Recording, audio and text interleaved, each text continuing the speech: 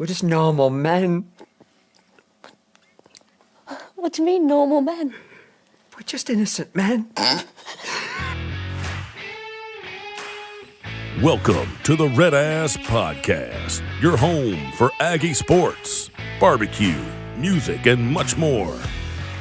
And now your hosts, Rob White and Roy May. Howdy, guys. Welcome back to the RedAss Podcast. Today is Thursday, April 10th. It's Masters Week, and Roy's ready. You got to see him. It is most magical weekend of the year for golf. Yes. Well, I am And Rob. I've been to the Open, so.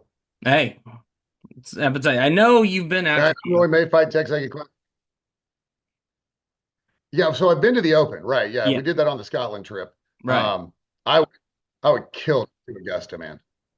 Yeah. Oof. I would definitely want to end up out there at some point. I'm Rob White, fighting Texas Aggie Class of 2014. We may or may not have some connection issues on this particular call. Roy is not at his normal spot, and he's currently running out a hot spot. So if we have a couple of drops, that's just what it's going to be, what's going to be. But we're going to try our best. There we go. Yeah, I'm coming to you from the 7F Lodge in South College Station, from very specifically the French Chateau. Nice. I don't know.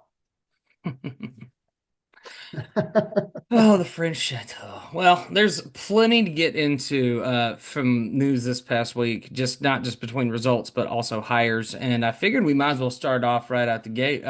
Bucky McMillan, Bucky Ball, coming to College Station from Sanford, one of the names we were throwing around last week, and that's the name we settled on. Yeah, so I think at this point, anybody that even follows basketball just a shred has already heard of Bucky Ball and everything that's going on. It was really nice for a lot of guys on the Texags boards who know a lot more about basketball than I do to really bring a lot of videos and explanations of what Bucky Ball is. And so that's exciting to know. It's a high-powered offense, but it's a pressing defense, which we've seen. He's young, he's energetic. Obviously, I'm sure everybody's done it a million times, like ad nauseum, but you hope to be able to draw a straight line to him and Nate Oates. Same concept, started in high school, worked his way to college. And it's honestly, it's a really refreshing hire. Not getting Chris Beard sucked just because he's a good coach, but you also avoid the PR windfall of hiring Chris Beard. Right, you're not wrong. At the end of the day, the last thing that we wanted— that's my biggest thing. Yeah, the last thing we wanted to deal with was all that PR nightmare that would have been Chris Beard personally. Not to mention, I mean, don't get me wrong, the guy's a winner, but we've seen how hires like that can go, and that's not necessarily the most beneficial thing to us. I'm excited for it, if for no other reason. I do like that exciting type of play, that kind of up tempo, wanted to keep the pressure on play, and it always is very disruptive. And we've seen it work well at West Virginia. We've seen it work well with various other teams, including Nate Oates' team. So it's certainly something to be excited about. I'm looking forward to it.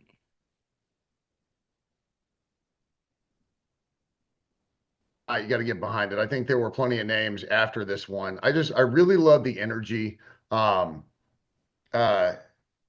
Obviously, he said everything right in the press conference and so far with the media, but he seems really genuine. He wasn't one of the top candidates, so I didn't exactly, go out and scout anything he's done. But if you just look at his track record everywhere, like he's been coaching from 17 years old, right? And just literally worked his way up through the ranks. And what he did at Samford was nothing short of miraculous relative to where that program was before he took over. Right. And he's now taking over an SEC program that currently doesn't have a roster, so there's an issue there. But I know he's fully aware of it. And I think another thing maybe some people are overlooking are the two assistants that he's bringing with him, who had opportunities to possibly even one of them take over Samford, and one of them has been here before. So, young, energetic, recruit well. They want to score. When he said we'll have the highest scoring offense in the nation one year, boy, my ears perked up. Like I love defensive basketball, and we've been accustomed to rock fights for the last 4 or 5 years under Buzz Williams. But to see a high flying offense at Reed, dude, count me in. Yeah, I mean, to see these guys go station to station, I think is going to be an exciting pool, and I think just the idea of having a guy like this. I know we've talked about it ad nauseum, but the taking a guy from a mid major who has done well and bringing him up to the level where he actually has the resources to actually accomplish what he's going to want to do with his end goal, which is to win titles. And he said that from the get go. I mean, one of the first things he said that he wanted to do was win titles here. So that's always a nice thought process. Certainly a change from postseason results don't really matter. They kind of do. Oh, that's a weird quote. But it was funny because he talked about the high scoring offense, and so you think about Alabama, right, and Nate Oates because they're such a high power, high octane offense. Yeah. But then he talked about, I've seen some write ups and some kind of evaluations of the teams that he's coached, and they press a lot. They play like really tough defense, and it got me thinking, like, if you could take 85% of what the Alabama offense is and pair it with, for those of you who are old enough, Nolan Richardson's 40 minutes to hell back when he was coaching at Arkansas. Like, that's just a suffocating game. Now, how you build up somebody's stamina to do that night in and night out, you got me, man. That's crazy. Mm-hmm. But I mean, and I'm sure they won't do a 40-minute press by any means, but to sit there and talk about offense and in the same breath allude to defense, there's a lot to be excited for. You just hope that what we have for NIL, it's in the grand scheme of things, it's not like highly competitive. So it's going to be tough, and we're going to have to give him some grace. If he's able to perform in the first year, I think the NIL coffers will open up for basketball. But my guess would be at this point, you're going to have to prove it to me, kind of thing. And there's not as many big time donors for basketball as there are for football at A&M, and that's that's going to be the same for pretty much every SEC program you run into, where football's still going to be king, but and baseball obviously will come in second at most of the schools. Kentucky. Yeah. And so it's tough to develop that NIL program and get the money rolling in because of what these kids are asking for. That kid at Tech got $4 million to stay in Lubbock. I mean, you'd probably have to pay me $4 million just to visit Lubbock, but $4 million, dude, $4 million. What are we doing? That's a lot of money for one basketball player, one coach, one whatever. It doesn't matter. That's a lot. Yeah, it's that one is just tough to wrap my head around, quite frankly. But yeah, super excited. It's the buzz that comes with the new hire. I did not mean to use that word. It's the excitement. Yeah, wonk. It's the excitement that comes with the new hire. And I think, for the first time in a long time, we've got somebody that's really young and really energetic, and honestly, in the very, very dawn of his career, quite frankly. Sure.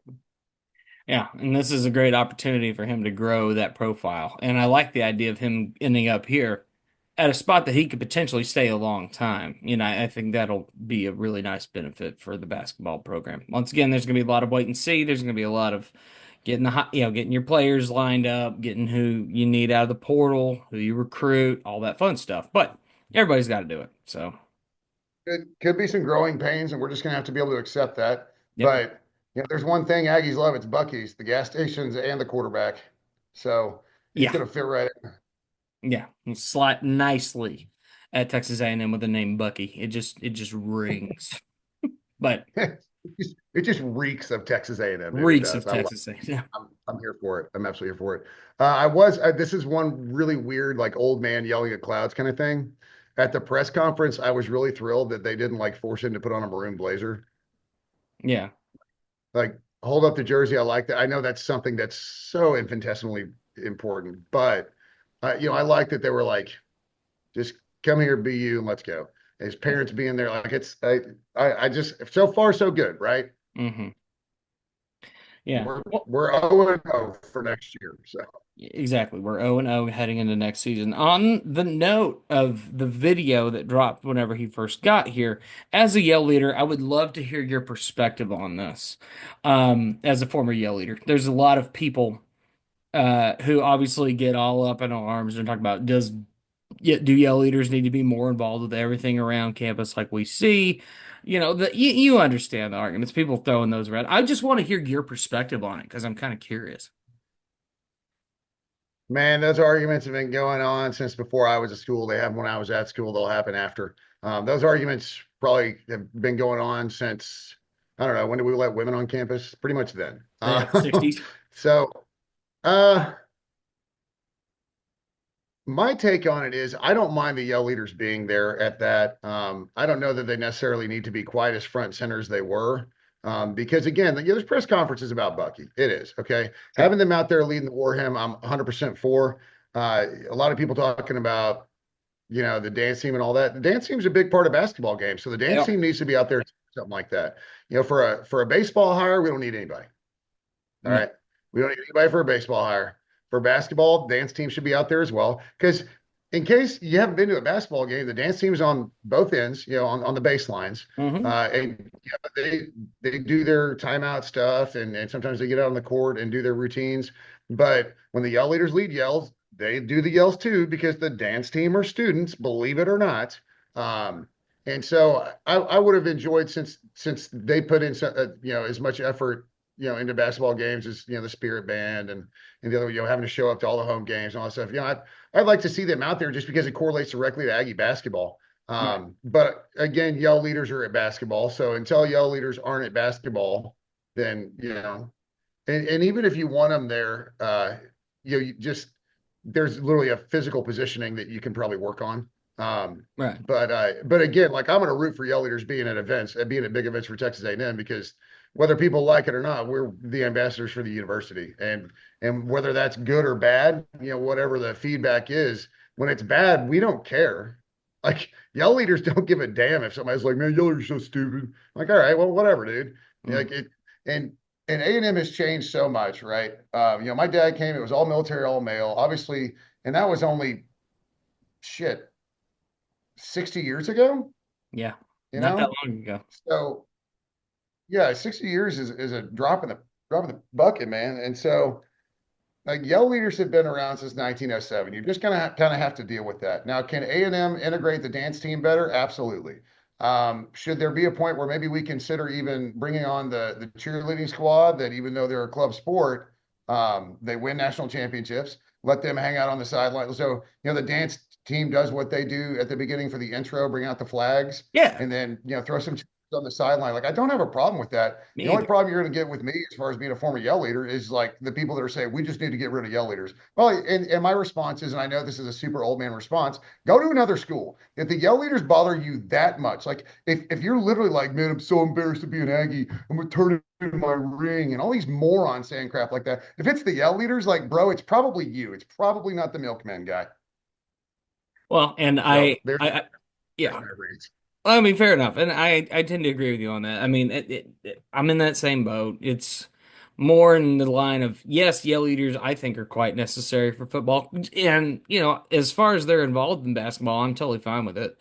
Uh, at the end of the day, they are a big part of our athletic department. They're a big part of the school, have been since basically time immemorial. It feels like, really, Well, and and what people don't see is so, it's 12 football games a year, right? yeah, Maybe 13, maybe, hopefully 15 or 16 someday. It's home basketball games and tournaments, home volleyball games, which judging by attendance, you guys haven't been out there to complain about the yell leaders. And they don't do baseball. But somehow, like my senior year, we had 380 events on the calendar. So what people don't seem to understand is between the PR training, the clean cut look, and everything else, yell leaders are fantastic ambassadors for Texas A&M. When they go anywhere to events, how we interact, how we train these kids. And I was fortunate enough to have had literally PR training before the Army, before I got it as a yell leader. But A&M provides that training and just the ability to communicate and represent and just facilitate the blasting out of the greatness that is Texas A&M. Yell leaders can sell at it. So like you can get mad at the 40 times you see them, and judging by season ticket numbers, you're probably only seeing them at Kyle. You're not traveling every away game weekend like they do. All right. You're not traveling when they have to go head out at 6 a.m, get to Oxford, do a midnight yell, wake up, do all of the game day festivities along with the association tailgate. When it's done, pretty much make sure you go to bed because you got to wake up butt ass early because you got to get back, and half of you have to go to volleyball and half of you have to go to soccer, right? Yeah. And then on top of that, on Tuesday, we have a conference that we have to be at. On Wednesday and Thursday, on Wednesday, we got to be at the president's house for some sort of function where it's going to be us and Rev. On Thursday, we've got to go to some function that deals with, transfers so it's like, I understand. I get the yell leaders are, they need to go away. I get that because New Army thinks they're dorky and dumb, but like nobody cares about New Army's opinion relative to the yell leaders. But if you go old Army enough, they'll be like, no dance team, no cheerleaders. And they'll probably be like, why do we have women at A&M? Right. So it goes both ways, but in the scope of reality that I try to live in, yell leaders play an integral part for Texas A&M and its marketing. The dance team does a great job. They put in a ton of effort. And if you wanted to bring in the cheerleaders, they're winning national championships. So clearly they're putting in the effort. So again, there's ways to integrate this to quote unquote modernize Texas A&M, but it's one of those, and it was an older commercial. And I want to say, older commercial, it might've been Roger Craig, or maybe it was one of the intros. Like, we embrace the future, but without never letting go of the past. Right. And it was one of the greatest marketing commercials we'd ever had. And it's true. Like, the traditions are what make this university great. Like, just because you got something to do on April 21st doesn't mean it's not muster, dude. Right. Like, I'm not trying to tie those two together, but the traditions we have, and unfortunately on Bonfire, obviously it's situation, but Elephant Walk and all these, and Ring Day. There's not a place on the planet that cares more about rings than we do, right? And rightfully so. Sorry, I've gone completely off the rails here, but you asked. Well, and just kind of wrap it up, like I'm kind of getting back to that point, was just, I think that there's ways that the yell leaders are absolutely involved where they need to be, and you can sprinkle in the other stuff to normalize it if you so choose, right? If you want to get the cheerleaders on the sideline at football games, I don't have a problem with that. But once again, yeah, you can eyeball the cheerleaders, but everybody's looking to the yell leaders to, I don't know, lead yells. That's exactly what their job is when they're at the games, and to create atmosphere. And you know what? They do that well, and they have forever. Yeah, and and don't get me going down the rabbit hole of game day scripts, which is a nightmare. But and again, just like the Aggie dance team, if the cheerleaders were on the sideline, you know what they're going to do when we lead yells? They're going to hump it and they're going to do yells.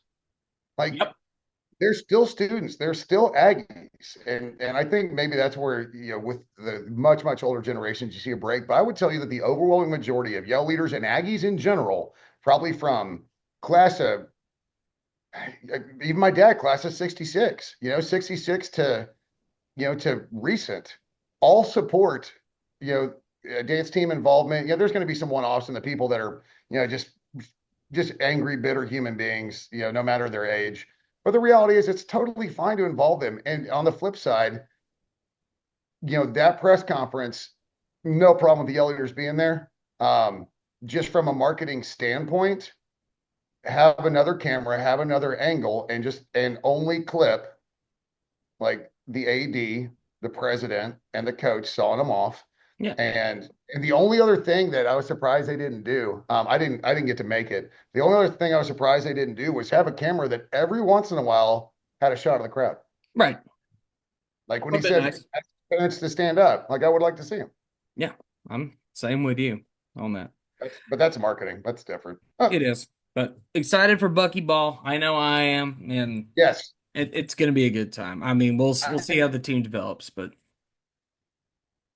I'm not blind all in free flop kind of thing. Sure. But I am willing to splash a lot of chips in the pot for Bucky. I really am. Yeah. All right. So we're going to pivot to the diamonds, and we're going to start with softball. Ladies went on the road and won the series. We didn't get a true sweep because they canceled game 3 due to rain. However, we would have swept them. You would have swept them. You smoked them in the first 2 games, including a run rule in the 6th inning in the first game. I mean, they more than accomplished what we asked them to do last week. Yeah, well, in homage, Val, Wyatt, I am rolling. And that's literally what the softball team is doing right now. They are, you want to talk about chugging down the tracks, right? Like it's a Yeah. freight train and you don't want to get caught on the tracks. They have moved up to number 3. They have a massive series this weekend with LSU. But again, this is the SEC. It's not just baseball and football. The softball in the SEC is stupid good. All right. Yeah. So there's not a whole lot of time to come up for air week to week. No. So they've got LSU, but they've got them at home. I love the matchup. And quite frankly, I love the matchup with A&M and anybody right now, the way they're playing. I'm going to the Saturday game. I'm looking forward to it. Weather should be gorgeous. Oh, But you Trisha Ford is pushing all the right buttons, and it's not by luck by any means. I no. don't know if you saw the clip that was circulating around. I heard at a press conference talking about how freshmen like in the fall they're giggling and having fun. And she's like, "That's why we don't call on you because this isn't fun. Winning in the spring is fun. This is not supposed to be fun." And I tweeted out with the Leonardo DiCaprio. I was like, "That's my coach." Like I love that. Like I love that about her, and I think when she first got hired, there were some people with trepidation about it. I was not one of them. No. All right. Because at the time, when the Pac 12 hadn't been dissolved, Yeah. Pac 12 softball was really good. All right. And she was able to have a program with relevance. And we brought her over here. And it's not just that we're winning. And I don't know if you remember, when we were in school, those teams in 13 and 14 and 15. Yeah. Well, really 14 and 15, they were so good, but they were so senior heavy. And as soon as they all left, the program just like kind of face planted. Yeah. But then you look at what's happening, and you've got Frankie Vrazel, and you've got KK DeMint, who just won Player of the Week, and you've got Lessentine in the circle. And they're not just freshmen who are given a chance to play because we're up a lot, they're contributors. And she's building this program from top. If you have contributors at the top and the bottom and everywhere in between, you are just going to continue to roll. And that is exactly what they're doing. Yeah, no, you're absolutely right. There's a little bit of cut out there, but you're exactly right. The freshmen have been contributing a ton, and being able to see the contributions coming from all levels within the program, that's awesome to see. And that's just going to continue to perpetuate this program as time goes. And the fact that you're sitting here now, top 3, and the 2 teams ahead of you are Oklahoma and Texas, who largely have been the 2 teams in the last, several seasons. So to be in that company, and the fact that you don't play either one of them in the regular season, what is going on here? Bless. Well, it's funny you say Oklahoma and Texas. Well, who's the third team that's been in the mix the whole time? Alabama. Yeah. So it's just like this is the SEC. Now, granted, OU and the SIPs, are newcomers.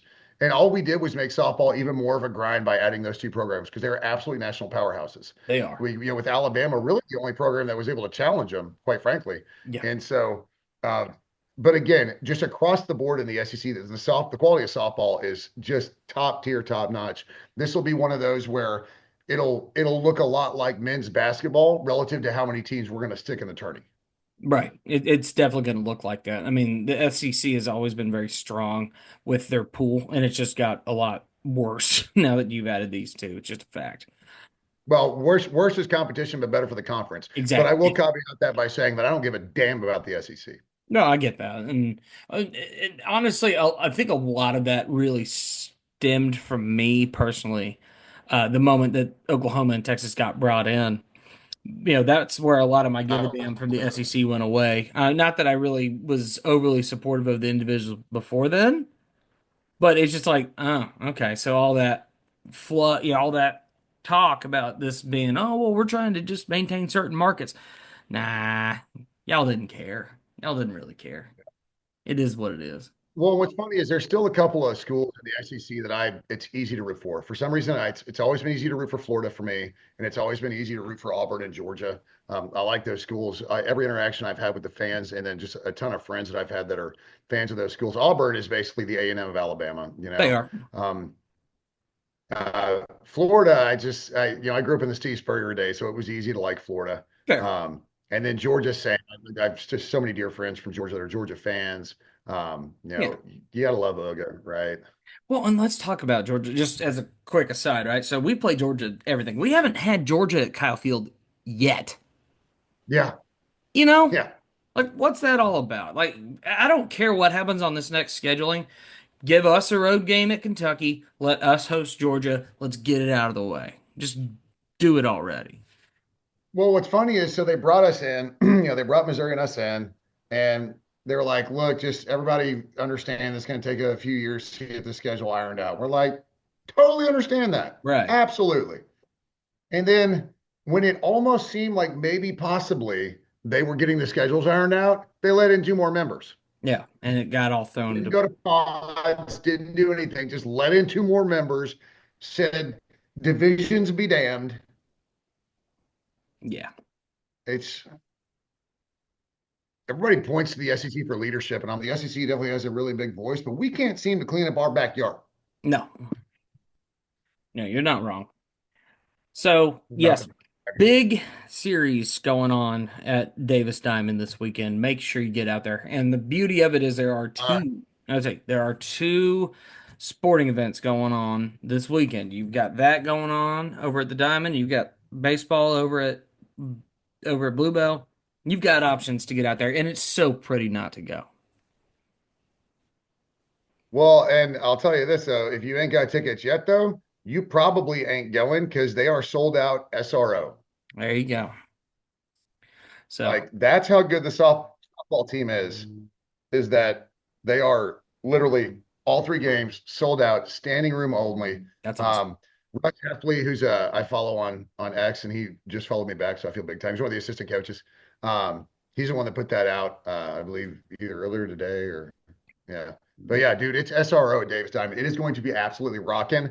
And shout out, I don't know if he listens or not, but Dr. Lofton texted me and hooked me up with some tickets, so I'll be sitting in the sweet seats. Heck yeah. Love that.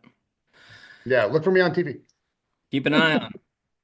All right. So to pivot over to the other diamond, we got to clarify a couple things. Number one, right? We were talking about maybe seeing a light improvement over the course of that Kentucky series, and of course you post 21 runs against Incarnate Word. I'm not going to sit here and say that was much of an accomplishment, but you go out there and you do it.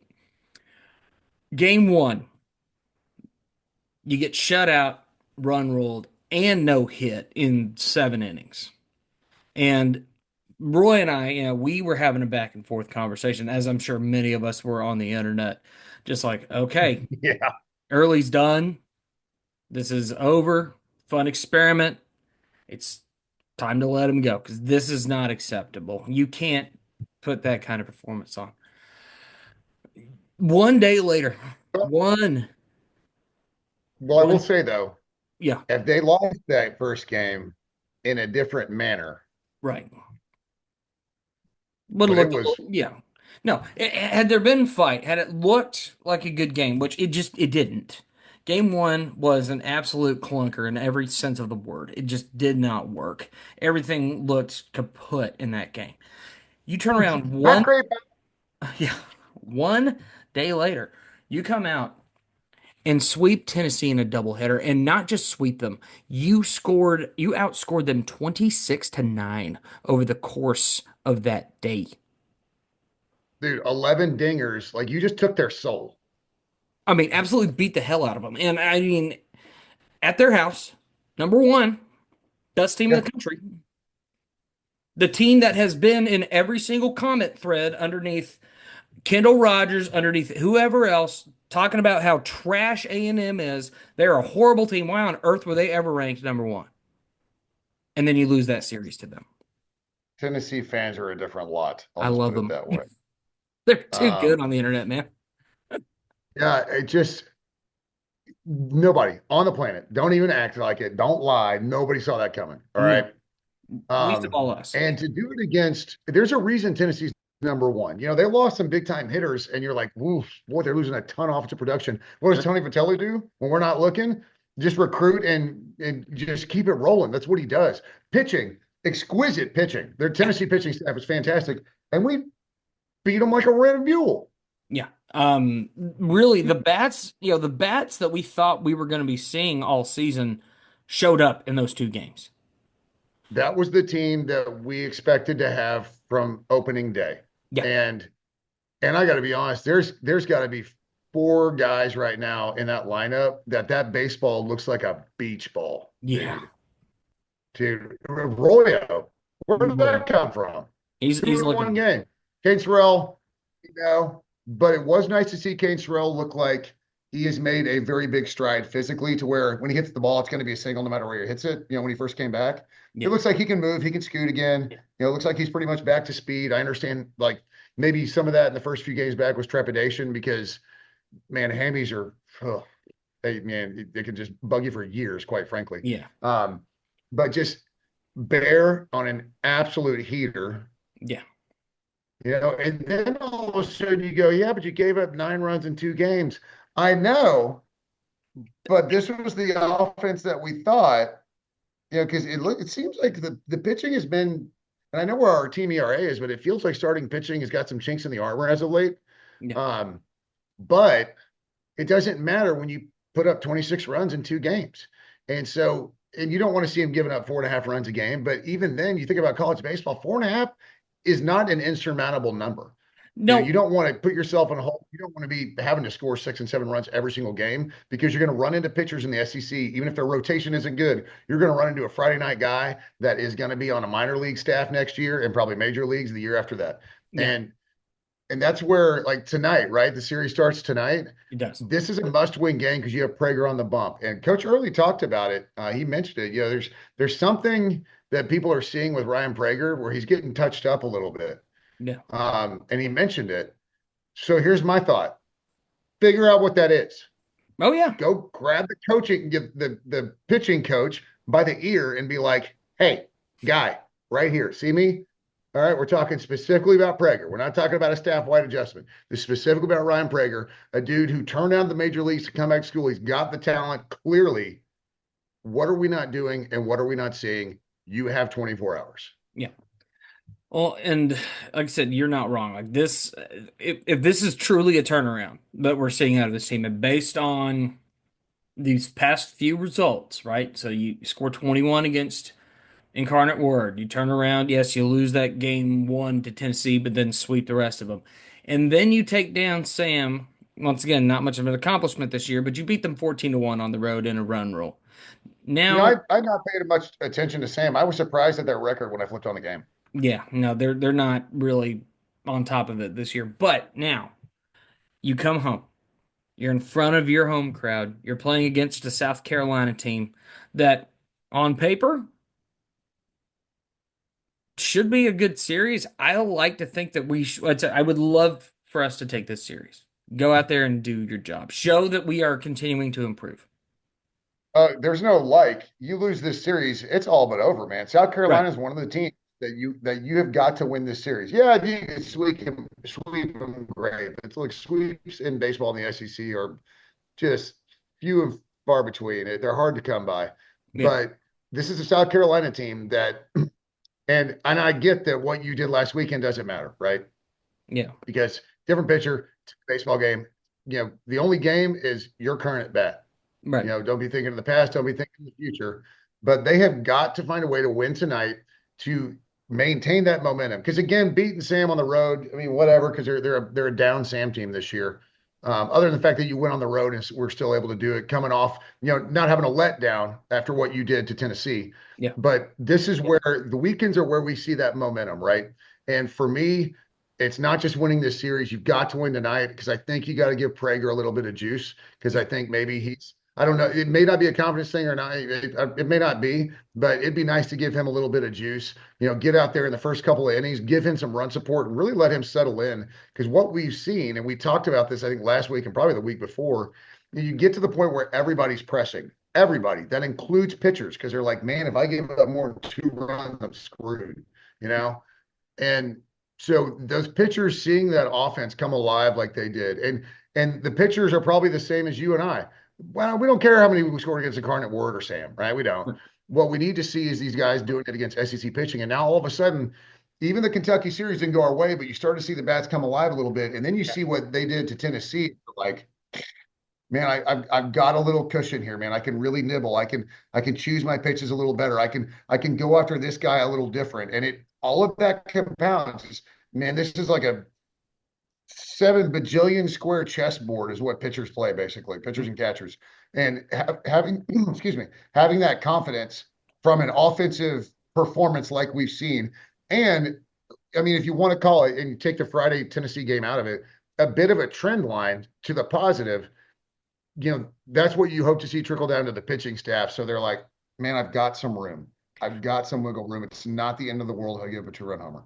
Well, and we talk all the time about the mental game of baseball, and you saw it on in the dugout over the courses of games 2 and 3 against Tennessee. The guys were looking like they were having more fun. It certainly seemed like they were a lot more loose. They were doing their job, and it just everything was lining up. It's like you could see the momentum was shifting even in the way that they were holding themselves. So if we can maintain that over the course of this series, and let's take game 1.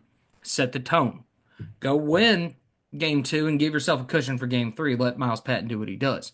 Now, let's time out and look ahead a little bit, right? Because there's a very funny scenario that could play out as it stands. So, if you've been paying attention to the rankings, Tennessee was number 1. We knocked them off. Currently, Arkansas is number 1. That's our next road series. Let's just say, I'm not saying nothing, but just let's say A&M takes care of business in that series, right? Cool. All of a sudden, who's number 1 again? Texas the next week. And then what happens after that? If we knock off Texas, LSU is possibly number 1 after that. So you could hypothetically face number 1 3 times in a row. The SEC's mean. That would be epically hilarious, quite frankly. Well, I'll say my dream scenario at this point. I've talked about dream scenarios. My dream scenario now is we were the number 1 team. Get swept out of that spot, get sent up the river as it is, and then go on a revenge tour for the rest of the season. If you're number 1, you're going down to that number 1 team at the start of the season. That is a dream scenario to me. And not to mention, you win all of those series, that puts you in a much better position to actually make the postseason at this stage. Because at this point, we have to win games. And, people are saying minimum probably 13 games. And right now, I think that's a bare minimum. That's a bare minimum 13 games, and you're sitting at 3 conference wins. You need 10. You need 10 conference wins out of South Carolina, Arkansas, Texas, LSU, Missouri, and Georgia. Now, I'm not as worried about Missouri. Georgia's got a good offense, but those 3 series back to back to back are going to be that's going to be our key. That's going to be so important, and it all starts by taking care of business against South Carolina starting tonight. Yeah. We're not playing this weekend, the number 1 team. So you have got to find a way to win this series, if not sweep it. Yeah. Win this series, sweep it if you can, for the love of God. But once again, I'm gonna eat a little crow on that from previous, from last week. I'm glad the boys came out, did their job. I'm very happy for them. Can they maintain? That's the big question. So, well, that's the biggest question. That's the biggest question. It's not maintaining its consistency. Are we consistently that team, or are we consistently the team we saw first weekend at SEC play? Which are we? Yeah, which are we? Not to say that a team can't change throughout the course of the season. Right. Well, we'll see what happens. So, starting tonight, South Carolina, big series. Jumping back in, so I didn't see a lot in terms of questions today, but in the meantime, I figured I'd just go ahead and talk a little golf since it is Masters Week. Who are you looking at possibly getting on top, maybe potentially winning their first Masters? Who do you think is going to win? Well, Augusta is set up for dudes that can bomb the ball and putt, right? That's why you always see Bryson DeChambeau do well there, because he can bomb the ball and putt. So as long as he's accurate, it's bombing the ball with accuracy, obviously. I'm a huge Rory guy. I love Rory, man. So I'm rooting for him to win this weekend. I could see DeChambeau being in the mix. I was at Texas Ag this morning, and Matt Dawson talked about he's a big Morikawa fan. I like Colin Morikawa as well. What's funny about the Masters is I just love watching it, man. I generally don't have any sort of deep-seated rooting interest. until you get to like Saturday midday and you start seeing things start to unfold. And then it's easy to say like, man, I'd really like to see him win it, or I'd like to see him win another one. So obviously Scotty Scheffler's always going to be in the mix. He's just a machine. Um, but uh, but yeah, so if for rooting interest, I'll take Rory. For winning it, I could see Scotty winning another one. Yeah, I can definitely see that. And I'm with you Yeah, though. as far as people that have before, I don't think Morikawa's won one, has he? I don't think he has. I don't think Morikawa has a green jacket. Okay. So it'd be fun to see him do it. Yeah. Well, Scotty and McIlroy definitely going to be keeping an eye on them as the whole tournament goes. Speaking of golf, going back to last week, so me and the boys, we broke out our clubs for the first time in a hot minute and went and did a little golfing in San Saba, Texas. We went out there, and That work out. it's not a bad little course they got out there. It's set up nice. Just got a couple of nice little water features. You're hitting over water a couple of times. Um, but yeah, me and my partner for the game, that was Kyle, my lead guitar player, Bill Real. Kyle, he and I ended up winning, doing our doing pairs. We basically just did best ball off of each spot and just kind of rolled along from there. But just to keep the pace of the game up, and we had a lot of fun with it. It was good. We'd been enjoying getting back out there for that, and we're gonna go play when we're in Tyler coming up on Saturday. So looking forward to that too. Yeah, I desperately need to go hit the links, that's for sure. Yeah. I went out to the driving range today. I bought a new pair of shoes. I've been looking to get a new pair of golf shoes for a long time, so finally bit the bullet and bought those and went out and Look good, play good. look good, feel good, play good. And you know what? All of a sudden my biggest issue had been my drive. Like I feel like I'm always slicing on my drives. Like they're always, because I'm a lefty, they're always kind of curling off to the left. And I'm like, I just need to get these set up. So I went out there and practiced all my iron shots and then went with my hybrids and eventually was hitting my drives and they were going pretty darn straight. So I'm like, okay, we got a good feel for it. Arms sore, so we're doing good. We put in the work. Yeah, I think I'm actually planning a tournament coming up. Nice. I think it's next month. Yeah, I think we're trying all to go get out to the course in a couple of weeks. Right. But the best thing is for me, whenever I take a massive break from golf, the first couple of rounds back, I just smoke everything because I forgot all my bad habits. Exactly. They all go away. They all fall out of the head. Problem is once I start playing too often. Yes. And then you start getting hyper fixated on every little tidbit of it. Trust me, I've been there. That's Done that. correct. Yep. So your upcoming weekend, you mentioned softball on Saturday. What else are you up to? So I've actually got a client flying in from Denver. Went to school with him. They are moving to the greater Houston area, kind of the north side. And so when I'm not at softball, I'm going to be down, in the spring Klein Tomball area showing homes pretty much all weekend. Ah, fun. I will be down a little further south of y'all tomorrow. We're going to be at the Galveston County Fair over Nice. in Hitchcock. We'll be opening for Braxton Keith, who recently got some interesting press. It wasn't his fault, really, but basically there was a little back and forth between him and one of these other artists that's really big on beer slinging at the shows, and he was like, "Hey, this ain't a whatever concert. We're playing here." Like we're not about all that. So we're gonna be hanging out with that guy this weekend, as well as playing up in Tyler. So that'll be good. And then next week, gonna be leaning in towards the thing I'm most excited about, and I'm really excited to share this. I get to drive up to Lubbock on Tuesday. I know you mentioned driving to Lubbock's a big pain, but I'm going up to Lubbock because I'm gonna go see my niece for the first time. Well, that's cool. Yeah, I get to go Yeah, see. but it's not like you're moving to Lubbock. No, I'm just gonna go up there to go say hi to my niece Blake. Mom and Dad have been posting all the nice, cool pictures. She's itty bitty, but she's this little sweetheart. I can't wait to hold her like a football. It's gonna be great. Hmm. So That's good looking, stuff. yeah, looking forward to seeing my niece. So that's gonna be a lot of fun. But yeah, that's about what I had today. All the excitement that we had going on here. Be sure to follow us on all of our socials. It's going to be Roy May 15 on Twitter, Roy May Jr. on Instagram, Rod the Slapper on both, as well as the Red Ass Podcast.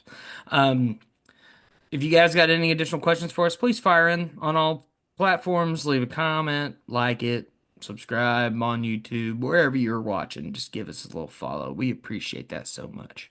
Well, And I share am, it. yep, I am Rob White. This is Roy May. We are the I Red Ass am man. Podcast. Take care. Beat the hell out of South Carolina. Beat the hell out of LSU. And gig 'em. Have yourselves a great rest of your day. Yeah.